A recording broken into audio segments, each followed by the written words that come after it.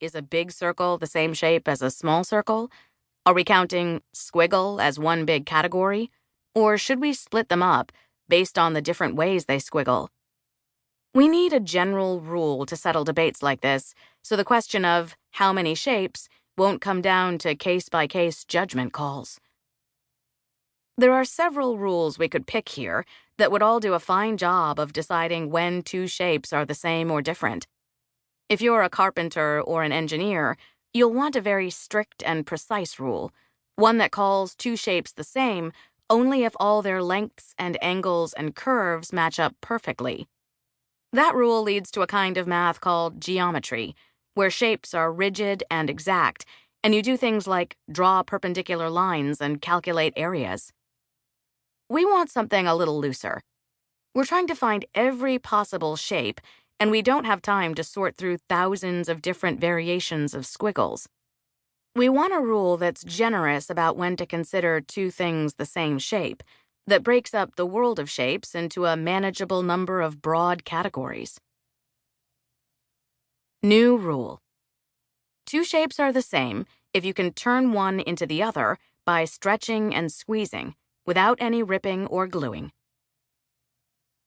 This rule is the central idea of topology, which is like a looser, trippier version of geometry. In topology, shapes are made out of a thin, endlessly stretchy material that you can twist and pull and manipulate like gum or dough. In topology, the size of a shape doesn't matter. Also, a square is the same as a rectangle, and a circle is the same as an oval. Now it gets weird. If you think about it, using this stretching and squeezing rule, a circle and a square are considered the same shape. Check out the PDF for illustrations that demonstrate this. Before you go tell your loved ones that you listened to an audiobook about math and learned that a square is a circle, keep in mind, context matters. A square is a circle in topology. A square is most certainly not a circle in art or architecture, or in everyday conversation, or even in geometry. And if you try to ride a bike with square tires, you won't get very far. But right now, we're doing topology. And while we're doing topology, we don't care about frivolous little details like pointy corners that can be massaged away.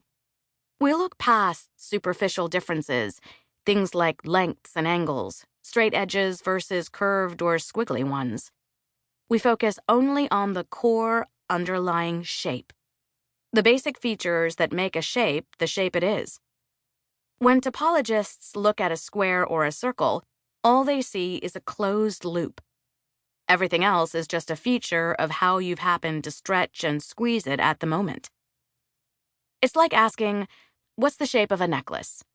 It's a square if you hold it one way, and it's a circle if you hold it another way.